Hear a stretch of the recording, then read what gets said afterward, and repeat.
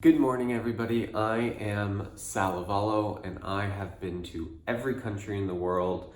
Today, I am going to share some stories from the world's poorest countries.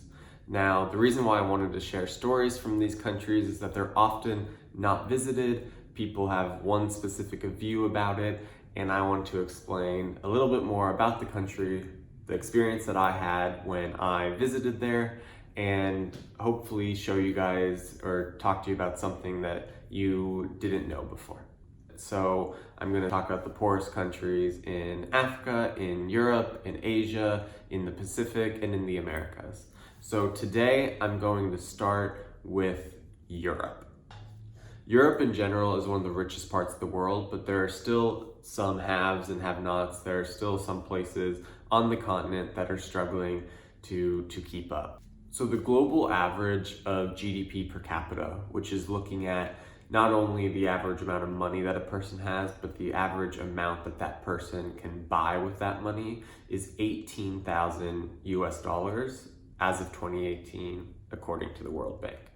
Now, the European average, on the other hand, is about 35,000. So almost exactly double of the world average.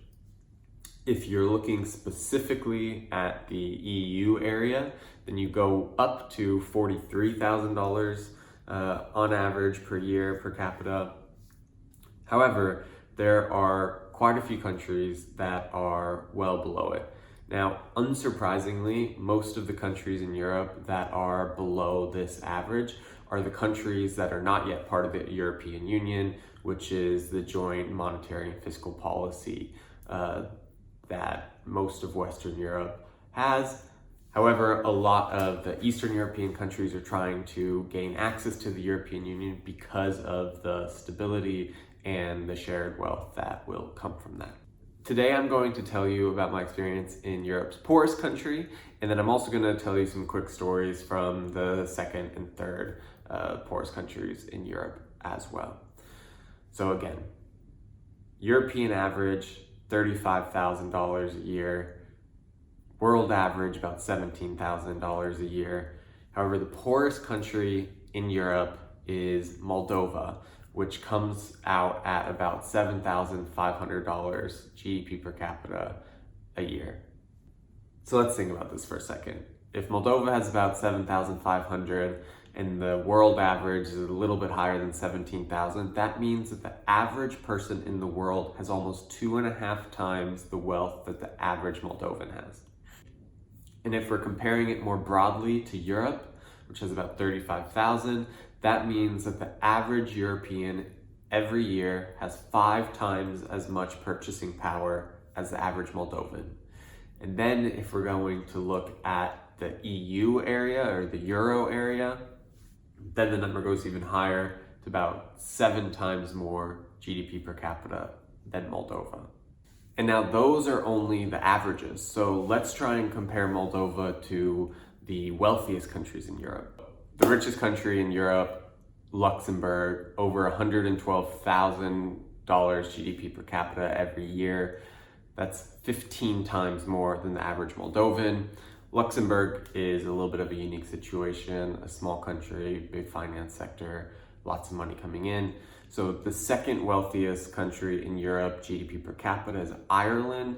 There's $81,000 a year. So we're looking at almost 12 times as much wealth as the average Moldovan. So again, Europe, quite a wealthy place, high GDP per capita, high quality of life. Moldova on the low end of that. So GDP per capita is not the only way to look at the development of a country and its population. A lot of people use the Human Development Index or the HDI. That combines life expectancy, education attainment, and GDP per capita to look at the overall level of development in a country. In Europe, Moldova also scores at the very bottom of the HDI index. And another impact of having, being the poorest country in Europe is that it has the least amount of tourists. So only about 11,000 people come to Moldova as tourists every single year. So quite low. When the USSR broke up and Moldova got its independence in 1991, it had a lot of struggles. It was a small part of this huge country that relied on the bigger state to provide it with energy, to provide it with policies, to provide it with trade. And so what ended up happening is a lot of volatility, political confusion of whether to align more with Romania or to align more with the newly created Russia. There's also secession movement where the eastern part of the country, Transnistria, was trying to separate. There was a war in 1992. So this led to about 5 years of lots of struggle where the economy almost cut in half. Now, it's since gotten much better. It's been growing mostly for the past 10 years or so. The poverty rates have really decreased. So while the income levels are very low, GDP per capita is very low, there's a lot less people who are living in poverty, which is fantastic, of course.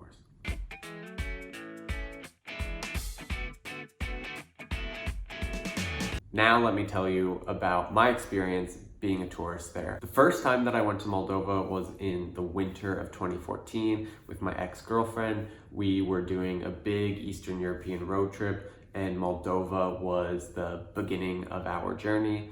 So we were in the capital of Chisinau. We were only there for 2 or 3 days, for right before we headed over to Romania. And it definitely felt underdeveloped. We got there in the evening and we went for a walk, and it was, very, very spooky in a way. It was very quiet. There was nobody else out on the street. It wasn't that late. Maybe we were just in the wrong part of town, or maybe the parties were happening somewhere else. But there wasn't much happening. It was also winter, which makes it a little bit gloomy. And we also knew the situation of Moldova. So, maybe we didn't have the highest expectations. But first we felt a little bit like, yes, this makes sense that this is Europe's poorest country. However, we found a local restaurant which had these old men playing local music, which had tons of people eating all different types of food. And that was really exciting because we kind of went from this dark and gloomy and cold outside to this really warm and happy and jovial dinner. And that was really exciting. So we had this great first night in Moldova, listening to the music, eating lots of food. The next day, we went to Mici, which I might be pronouncing incorrectly, which is the world's largest wine cellar or wine depository. It's actually over 200 kilometers of tunnels filled with wine. And it's not like a normal vineyard visit where you walk around. You actually have to drive through the tunnels. So you're in the car, or they take you around in a car, and there's just room after room after room full of wine. It's kind of mind-blowing, and that's actually a big part still of the Moldovan economy. That was really interesting to see. It was also a fun drive to get from the city out into a little bit through the country, see a little bit of the rural areas and the countryside. We had a good time at Mici, and then we came back to Chisinau, and that's all I remember from that first visit. Now, my second visit to Moldova was actually just a month ago or 2 months ago. However, it's questionable if I was in Moldova or not. So there is a breakaway nation or a fake nation or a disputed nation, whatever you want to call it, called Transnistria, which is in the eastern part of Moldova. Essentially, when the USSR ended, There was some parts of the Moldovan population that wanted to stay aligned with Russia. There was other parts that wanted to be more aligned towards Europe and towards Romania. And because of that split, there was a small war, and at the end of it, a small strip of land, Transnistria, stayed autonomous.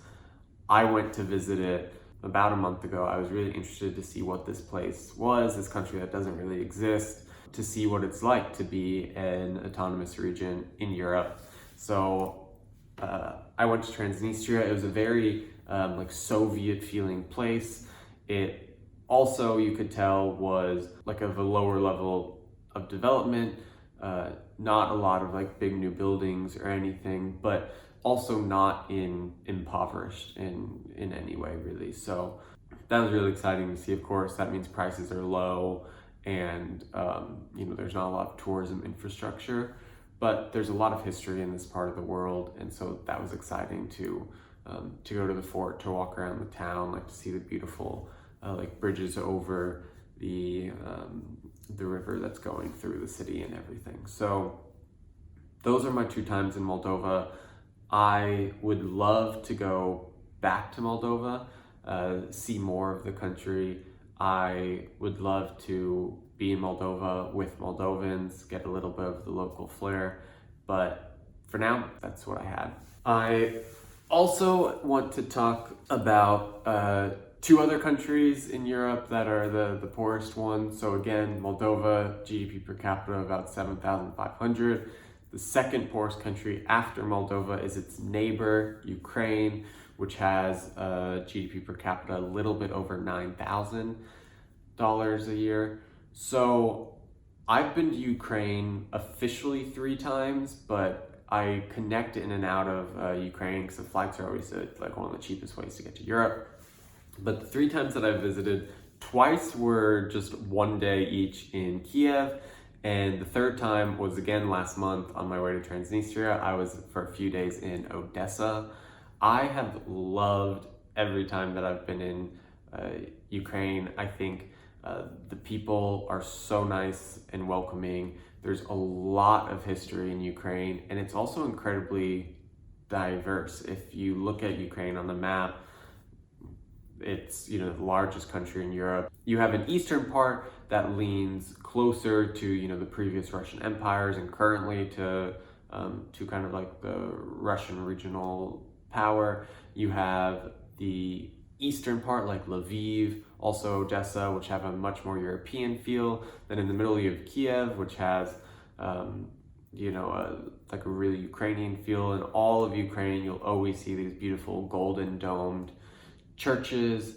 Ukrainian food is some of the best in the world. So I've been really lucky to have a lot of good times in Ukraine. The first time I was there was on the same trip where I went to Moldova with my ex-girlfriend. It's also winter. We were freezing, but we walked like 20 kilometers all around Kiev. We went and saw some of the statues, some of the churches. We broke into the top of a church. We ate some good Ukrainian food. The second time I went, I actually have a video of it. I was met by 2 of my friends who are from Ukraine. I am on my layover in Kiev. Marina and Sasha are gonna show me around. So hopefully we get to see some cool stuff in addition to the Champions League final. We'll find out. They took me all around the city. I saw a lot more with them. They told me all about the history. So historically it's been influenced by a lot of different powers. So the western part of Ukraine, it was more influenced by the Austro-Hungarian Empire, for example, whereas Crimea was heavily influenced by the Ottoman Empire, and the east, since it's closer to Russia, of course it has a huge Russian influence. A street that cars could drive on, but now it's a walking street, and all of the cobblestones were taken out, and you can still see blood splatter, and there are flowers laid and names. Wow. Now it's blocked. And that was really nice to understand the place a little bit more. And the 3rd time, just recently in Odessa. I really, really like Odessa. I only had a few days there, but I just wandered all around. I had a friend who had told me all of the best restaurants to go to, so I spent a lot of time eating. You can figure it out.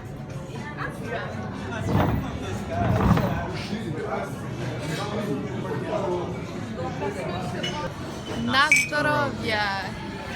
So hot. Now Refreshing. we're getting Hydrated. lots more walking around Kiev. More to see after this. See you soon.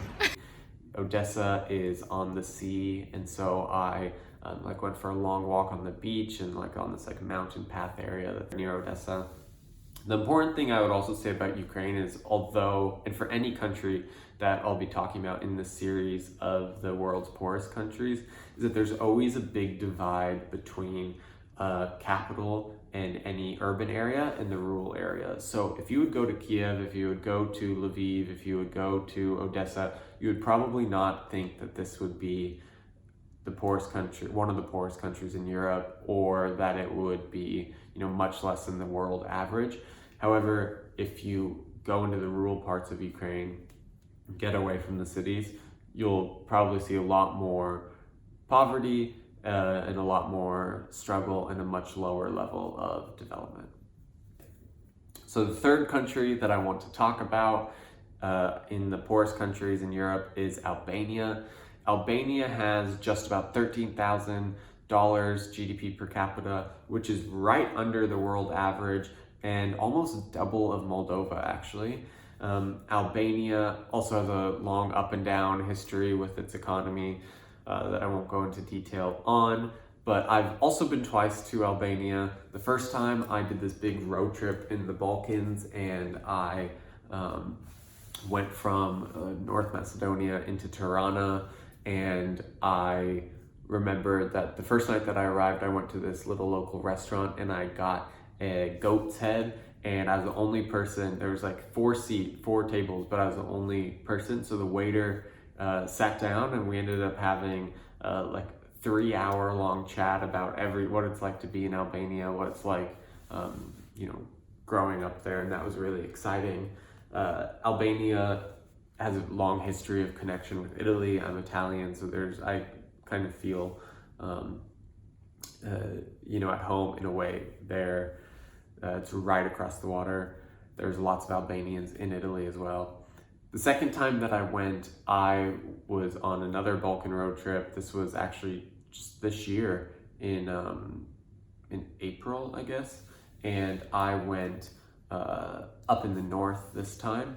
I entered in from Montenegro, and I did the ferry on Koman Lake. So this beautiful ferry that takes you, it's almost like a fjord in Norway, big greenery on the sides, and that was a fantastic experience.